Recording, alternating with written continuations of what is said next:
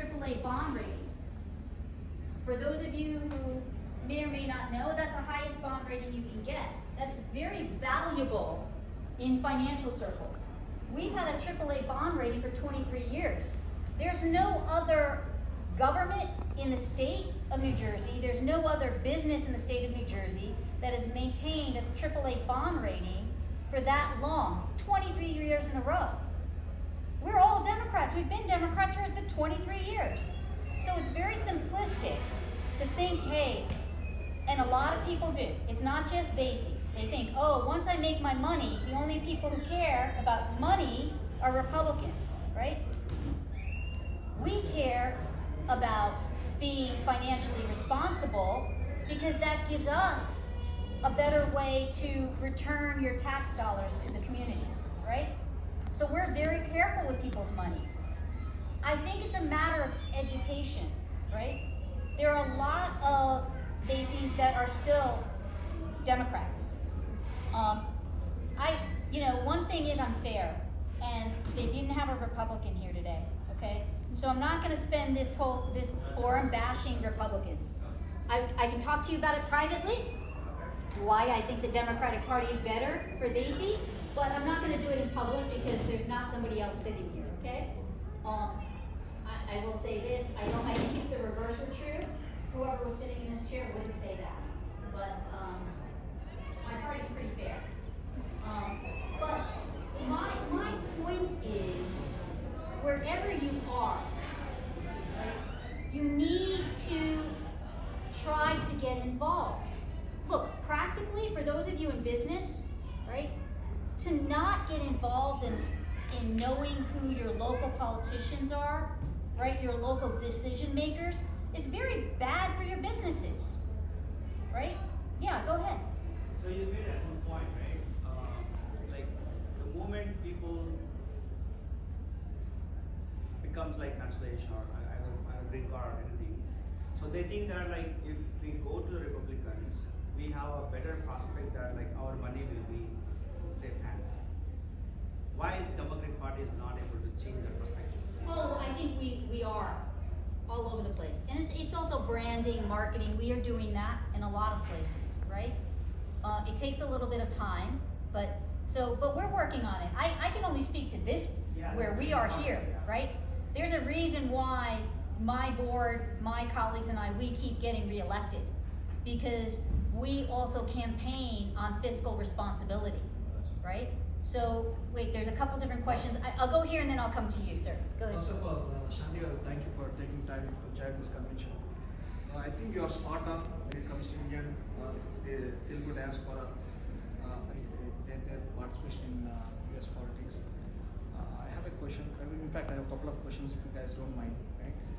Okay, if you have enough power, what would be your top 3 priorities for the Telugu or Indian diaspora? Indian diaspora. First, right? Okay. If I'm wearing the hat, right, of a Telugu elected, okay? Because I will say this: when I got elected, one of the first things is not just the Telugus. It wasn't actually the Telugus. It was just the Indian community, right?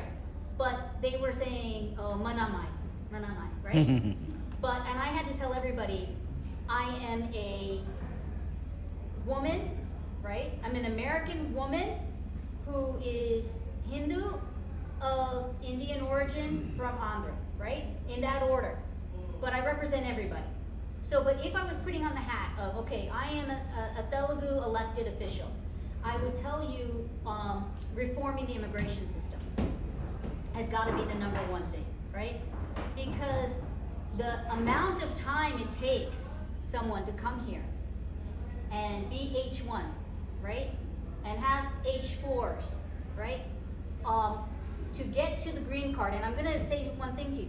You can't vote here in the US as a green card holder. You have to be a citizen, right? The amount of time is criminal.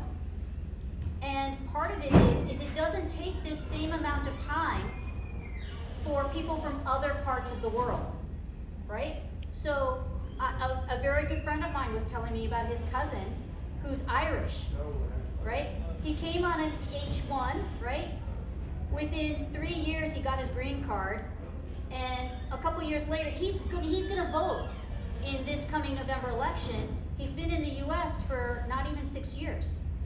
Okay, for someone coming from India, if you land here now on an H1, they're saying on average right now it could be anywhere from 25 to 30 years before you get your citizenship. 140 years. Oh, see, I have to be updated. So what does that do to your children, right? So your children who come as H4s, then they have to, once they get to a certain age, they can't be dependents anymore, so they have to switch to F1 or H1, right? Yeah. So they don't get credit for all the time. So if my parents came now and brought me at the age of 2, right? Then I have to go to F1 on my own, right? Those 16 years I lived here before I went to college, they don't count. I start fresh from that point, right? From F1. So number 1 would be the immigration process here. It's almost Democratic criminal. leaders Huh? are allowing a lot of illegal immigrants. That's maybe they're making a shortcut. Okay, well, a couple things. I'm gonna say this, and this is just my own preference. I don't refer to anybody as illegal because I don't think a human being can be, right? So I prefer to say undocumented, right? But let me just say this to you. I'm sitting here in Woodbridge, New Jersey. Edison, New Jersey is next door, okay? I could, and I will not do it, but I could rattle off a name, a long list of bases who are here undocumented, right? Because one of the things that happens, and if any of you are sitting there going, what? No, so many of our people come over on tourist visas, student visas, work visas, and overstay. And so they are here undocumented, but they don't get the attention, right? And the one thing I'll say is, my heart breaks for a lot of people who are here undocumented because a vast majority of them are fleeing extreme poverty, they're fleeing gang warfare, they're fleeing so many issues, right? And they're doing jobs in this country that nobody else wants to do, right? There are not Americans saying, okay, let me pick your vegetables. There are not Americans saying, oh, let me, do your lawns. So I think the whole thought of all of these undocumented people taking away American jobs is, quite frankly, garbage. Now, what you're saying is, that has nothing to do, what happens with how they're treated has nothing to do with the legal system. Nothing. But how did the leaders allow 7 million illegal immigrants? Uh-huh. Do the current government has the answer for that? Well, And because, it's a big concern in New York especially. I know that, I know that, I know that. California? Absolutely. I have a supporting point, what he said. Sure. In 2014, when Obama was president, Mhm. so the Democrats, Republicans and Democrats, somebody introduced a bill for documented folks. Obama was not willing to support that bill, and he came up with comprehensive reforms, like comprehensive immigration bill. Mhm. And I see that there is a political motive. Right?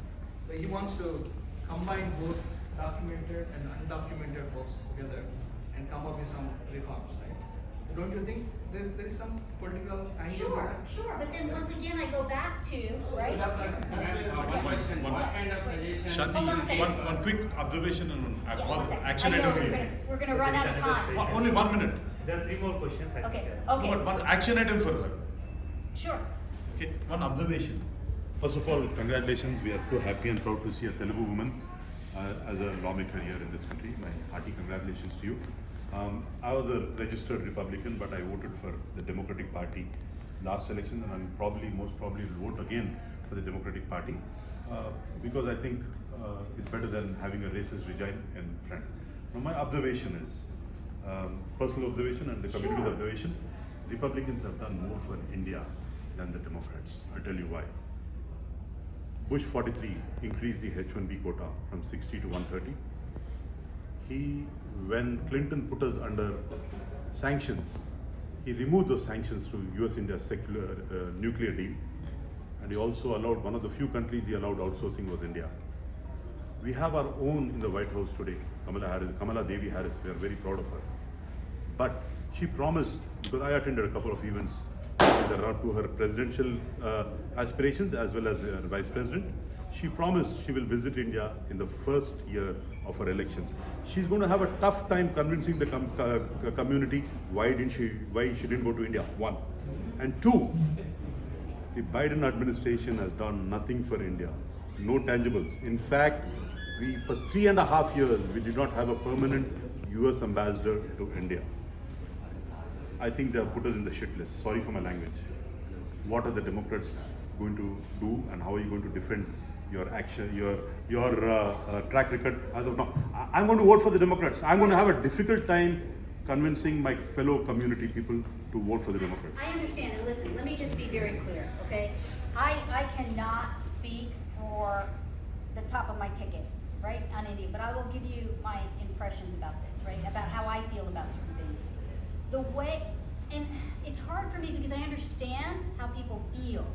I disagree with certain things, right, because when you become a citizen in this country, right, it's the way I feel about Israel right now. I have a lot of Jewish friends, and I understand, but I will say the same thing to some of my Jewish friends that I say to the Indian community.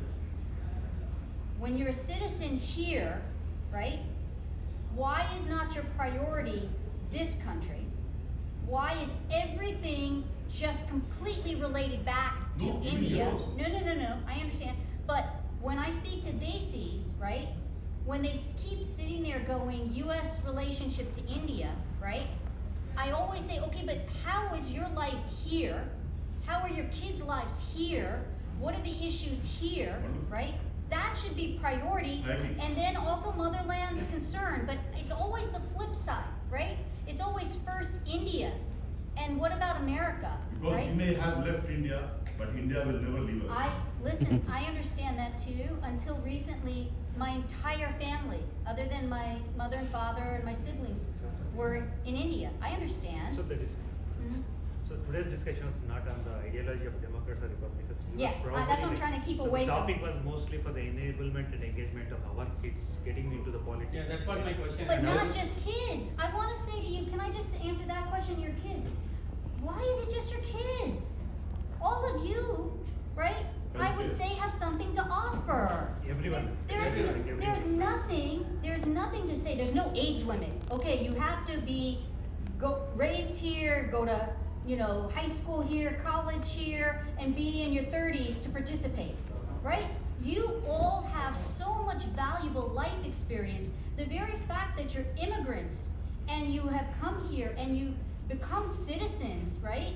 You have chosen America means that you have worthy opinions. And so what I'm saying to you is, I can talk to all of you about how to encourage your children, but I would say, how do you encourage each other to get involved? Here in New Jersey, I'll give you a very practical example. Every single town, every mayor in New Jersey has the power to appoint individual residents of the towns to boards and committees. So before, when I first started, I was saying to everybody, the two most powerful boards in New Jersey, and I'm sure it's in your states too, are planning board and zoning board. Yeah. Right? Yes. Everything is about planning and zoning.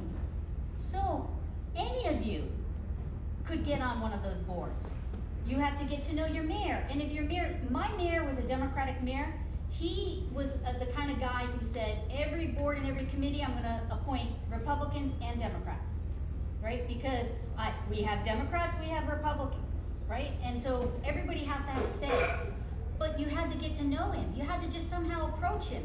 Every year he would put out an announcement saying, these are all the boards and committees.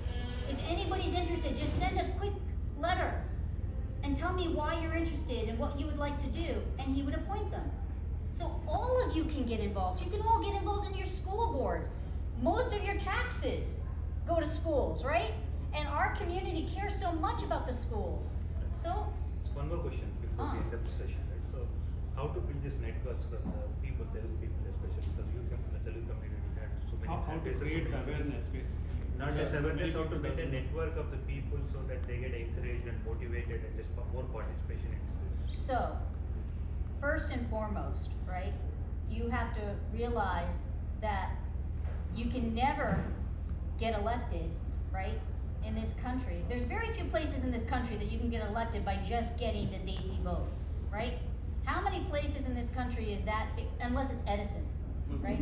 But even in Edison, if they can't get the vote of other people, they're not gonna get elected, right? Edison, for the first time, has a South Asian, he's Desi, the mayor, right? And Sam really had the community, but he wouldn't have even been the mayoral candidate if it hadn't been from the larger county organization saying, we'll back you. So, yes, first steps are, if you have a community, if you have a Telugu community, a Desi community, you have to start gathering and you have to say, hey, listen, are any of you interested in getting involved? If not, I am. And that's a hard thing for a lot of people, okay? I'm a trial attorney. I talk every day in front of juries and judges, so it's easy for me. But a lot of people have to realize you don't have to be someone like me, always the loudest voice in the room, right? There are many of my fellow electeds who are the quiet workers, right? And we need more people. I'm a lawyer by trade. If you look at the New Jersey State Legislature, I think 98.5% of them are lawyers. We have a nuclear scientist, we have a couple doctors, we have a teacher. We need people from different backgrounds too. And our community has all of those people. We have scientists, we have business people. So you have to just start speaking to each other and your neighbors, right? And being present. You cannot run, there are very few people in this country who can run for office without having been involved, right? The most inauthentic thing in this country is, hey, I mean, and there are some people who can do it if you have enough money, right? But usually the inauthentic thing is to say, hey, I'm gonna run for town council in this town, and having never done anything in the town, right? You have to either be involved in the schools, in the sports, in the parks, or something to show that you care about this place that you live in. So I would say to you all, please don't just leave this to your children, okay? Many of you should and can get involved, and certainly I tell people all the time, I'm starting to get more and more from outside of New Jersey,